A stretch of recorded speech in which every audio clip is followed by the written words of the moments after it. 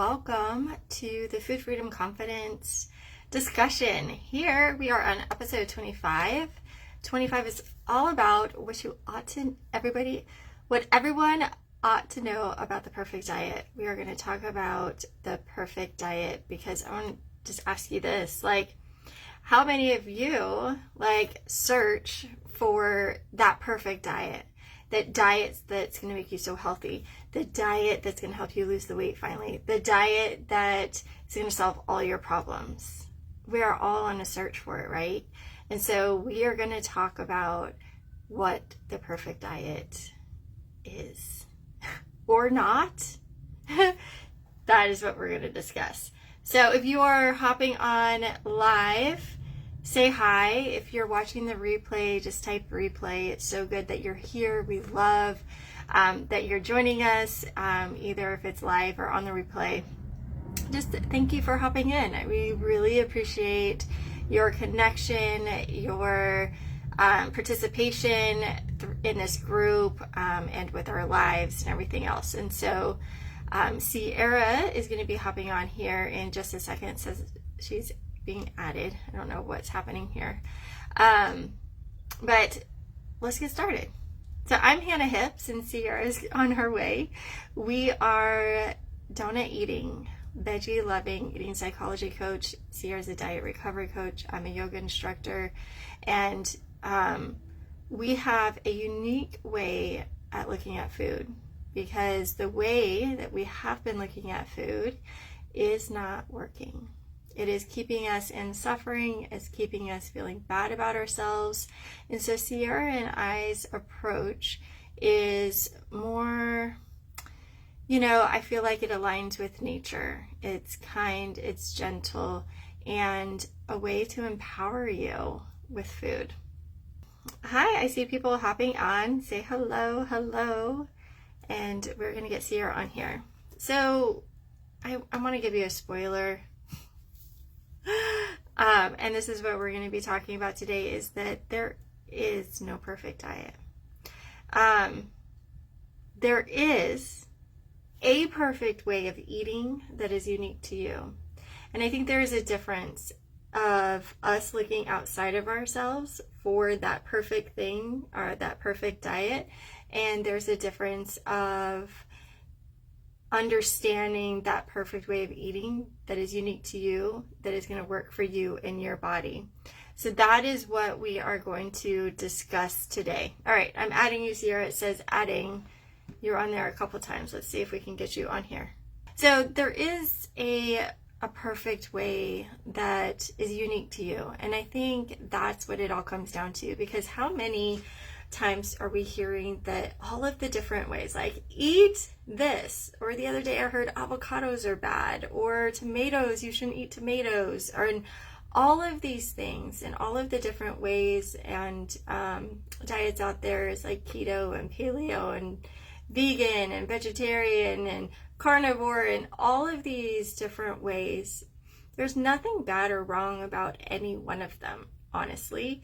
It is though what happens to us when we get into a certain way of eating, right? And we're like, yeah, this is going to be it. This is what's going to save me. This is what's going to make me feel good, or this is what's going to make me lose the weight. And then after a couple weeks or a month, you fall off the wagon. So the problem lies is when we fall off the wagon and then we feel like we're a failure. Then we feel like there's something wrong with us, and then we feel like well, shoot, I can't do anything right. It's like, and that diet might not be working for you. It's not the best thing for you. So what we like to look at with eating, and I say diet, but it's like in the way that you eat, is that what's going to work for you. And it's ever changing, because as humans, and as we know, life never stays the same. Either do we, and either does our needs and desires and the different nutrients that we need.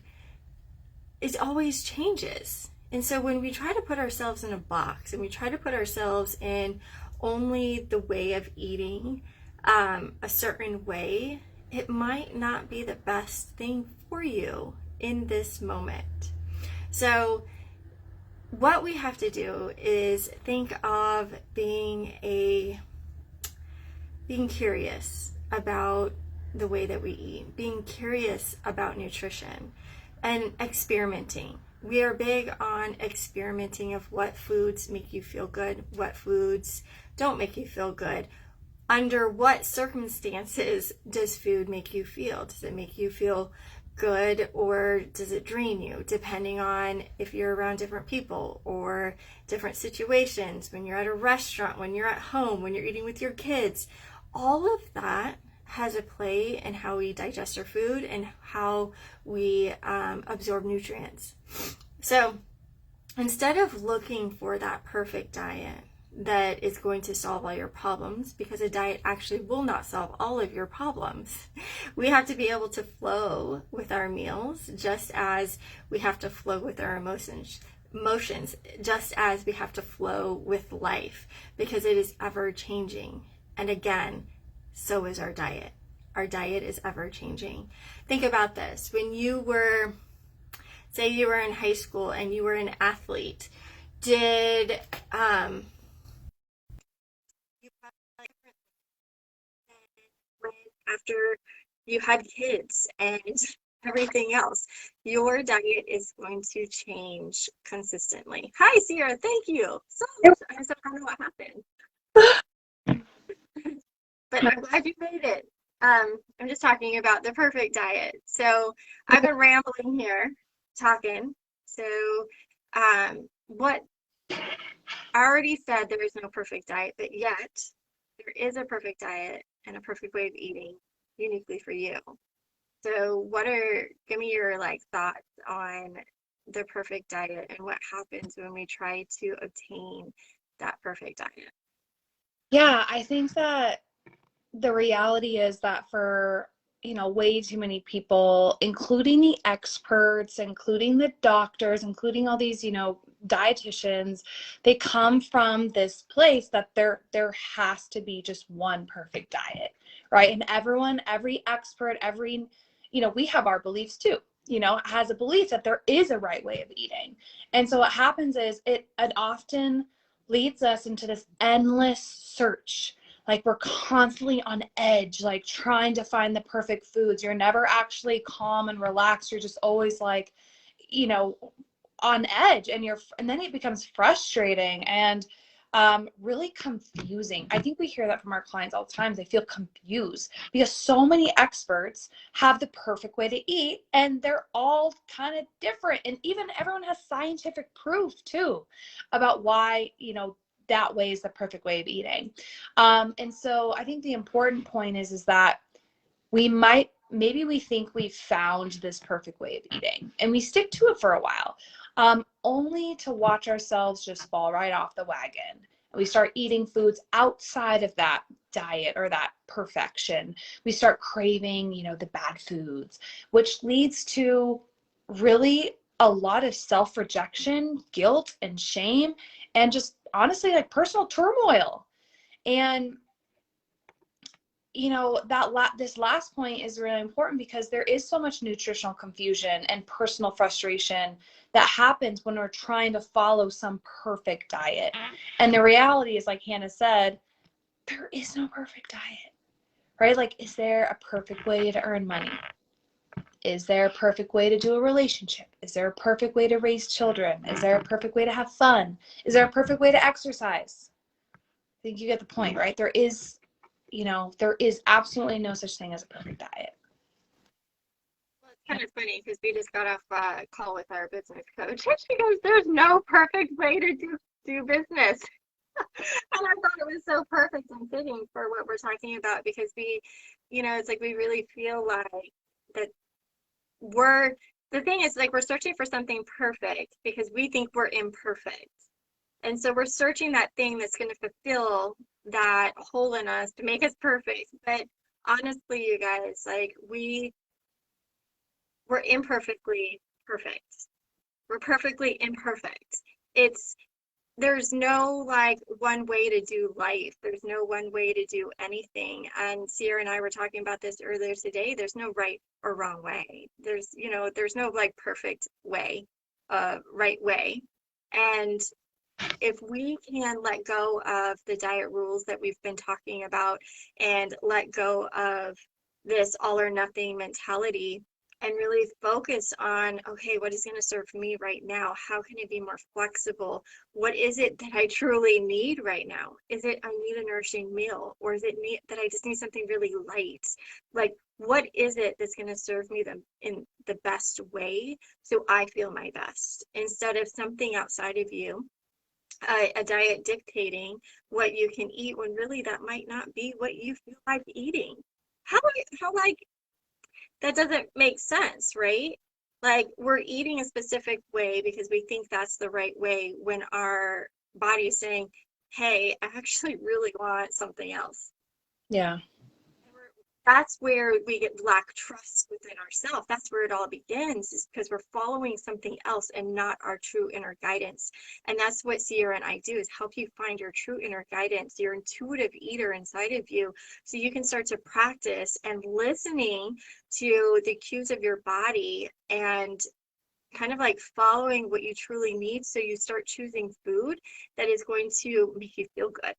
Yeah. And it's like whatever that food is. It could be a hamburger in one moment, and it could be a salad in one moment. It could be a bowl of vegetables or a bowl of cereal. It doesn't really matter.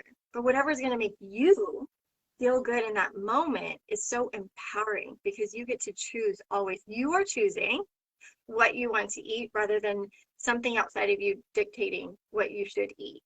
Yeah. There's a big difference there. And we want to empower you with food.